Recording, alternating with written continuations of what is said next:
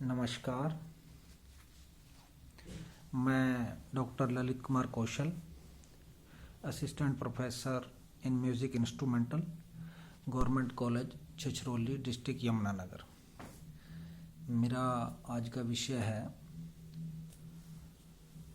भारतीय संगीत वाद्यों का वर्गीकरण। तो बिल्कुल ही ये देखिए कि संक्षेप में ग्रेजुएशन लेवल का जो सिलेबस होता है उसी के अकॉर्डिंग चर्चा करेंगे। तो जैसा कि विषय है भारतीय संगीत वाद्यों का वर्गीकरण, तो सबसे पहले वाद्य की परिभाषा, फिर वर्गीकरण का क्या अर्थ है इसकी चर्चा कर लेते हैं। तो वाद्य की परिभाषा की अगर हम बात करें तो डॉक्टर लालमणि मिश्र जी के अनुसार संगीतात्मक ध्वनि एवं गति को प्रकट करने वाला यंत्र या उपकरण वाद्य कहलाता है। डॉक्टर लालमणि मिश्र जी एक प्रसिद्ध विचित्र वीणा वादक हुए हैं और उन्होंने एक पुस्तक भी लिखी है जिसका नाम है भारतीय संगीत वाद्य। उस पुस्तक के वो लेखक हैं जिसमें उन्होंने वाद्यों के बारे में और वर्गीकरण के बारे में विस्तार पूर्वक लिखा है। तो उनके अनुसार वाद्य की परिभाषा जैसे मैंने बताई कि संगीतात्मक ध्वनि एवं गति को प्रकट करने वाला उपकरण या यंत्र वाद्य कहलाता है। अब वर्गीकरण की बात करें तो किसी भी वस्तु को सुव्यवस्थित करने का ढंग वर्गीकरण कहलाता है। तो वाद्यों के वर्गीकरण की जहाँ तक बात है तो मुख्य रूप से प्राचीन काल से ही संगीत विद्वानों ने वाद्यों के 4 मुख्य वर्ग बताए हैं। नंबर 1 तत्वाद्य, नंबर 2 अवनद वाद्य, नंबर 3 सुशिर वाद्य और नंबर 4 घन वाद्य।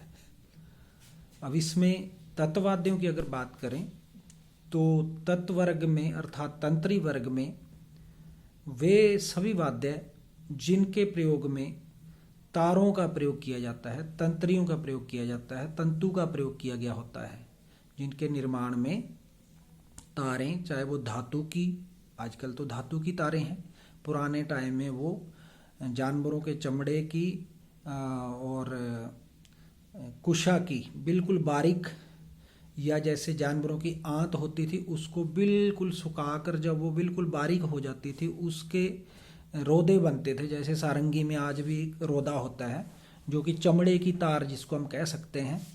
तो तांत कह लो, तंतु कह लो, ये इसके पर्यायवाची शब्द है। तार, तंतु, तार, तंत्री, ये तार के ही पर्यायवाची शब्द है जिसको इंग्लिश में स्ट्रिंग कहते हैं। तो बात कर रहे हैं तत्वाद्यों की, तंतु वाद्यों की या तंत्री वाद्यों की, कि वे सभी उपकरण या वो वे वाद्य जिनके निर्माण में तारों का प्रयोग होता है, तंत्रियों का प्रयोग किया जाता है, वो तत्वाद्य हैं। जैसे वीणा, तानपुरा, सितार, सरोद, सारंगी, वायलिन इत्यादि, ये सारे वाद्य तंत्री वाद्य है, तत्व वर्ग के वाद्य हैं। अब बात करते हैं अवनद वाद्यों की। अवनद वाद्य वे वाद्य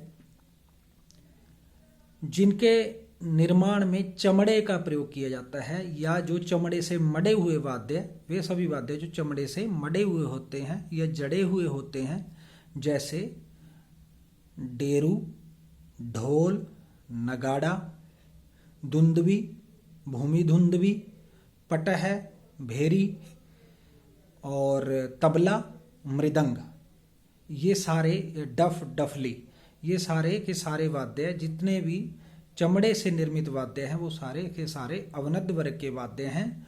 और इनका प्रयोग ताल की उत्पत्ति के लिए किया जाता है, अर्थात इनसे हमें ताल की प्राप्ति होती है या ताल प्रदर्शन के लिए इनका प्रयोग करते हैं। और ये हाथों से या किसी डंडी से या शंकु द्वारा पीट पीट कर बजाए जाते हैं जिससे ताल प्रदर्शित होती है।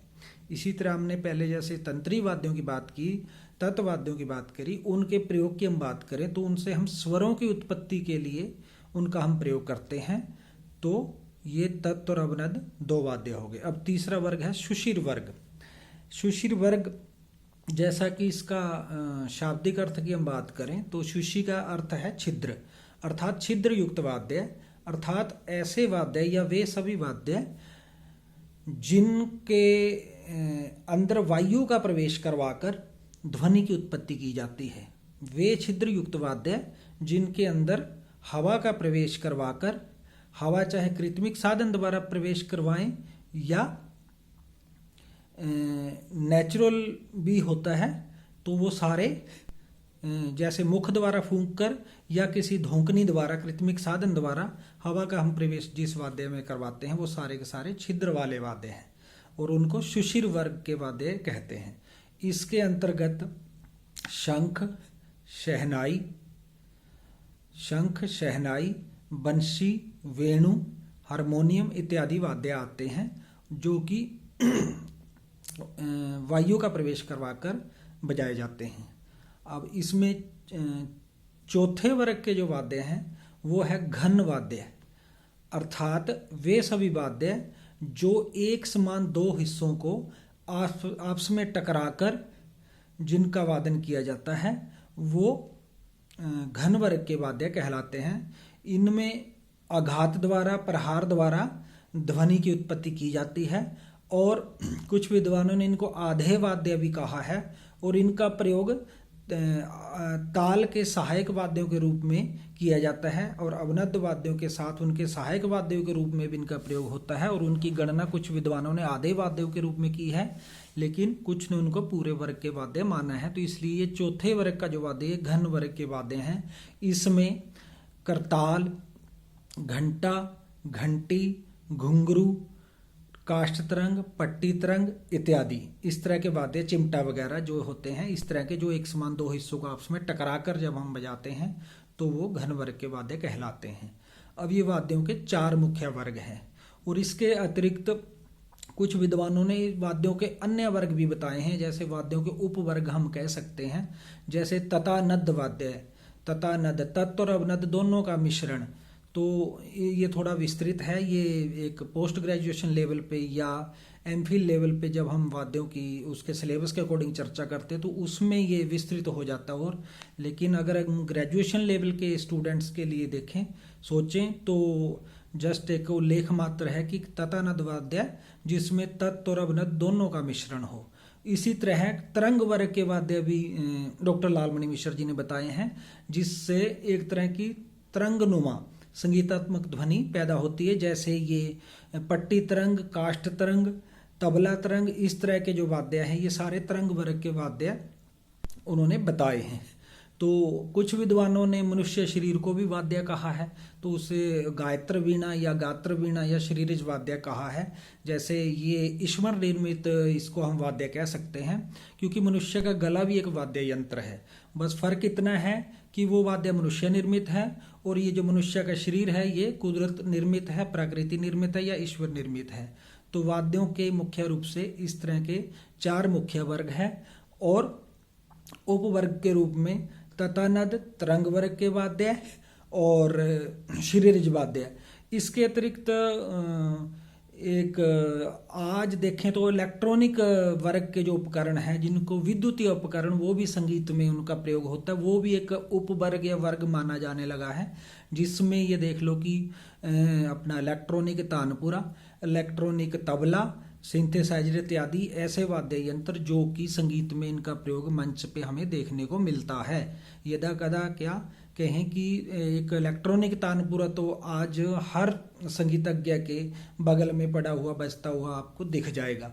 तो इलेक्ट्रॉनिक तानपुरा, इलेक्ट्रॉनिक तबला इत्यादि ये जो वाद्य और सिंथेसाइजर वगैरह या ऑक्टोपैड कहें, ये सारे विद्युतीय उपकरण हैं। तो इनको भी वाद्यों की श्रेणी में कह लो या विद्युतीय उपकरण के रूप में समझ लो, ये भी संगीत में इनका प्रयोग हो रहा है। तो वाद्यों के 4 मुख्य वर्ग हो गए और 4 ही इसके एक तरह से उपवर्ग हो गए हैं। तो वाद्यों का यही वर्णन यहाँ तक ये पूरा होता है। इन्हीं शब्दों के साथ सभी का बहुत बहुत धन्यवाद। नमस्कार।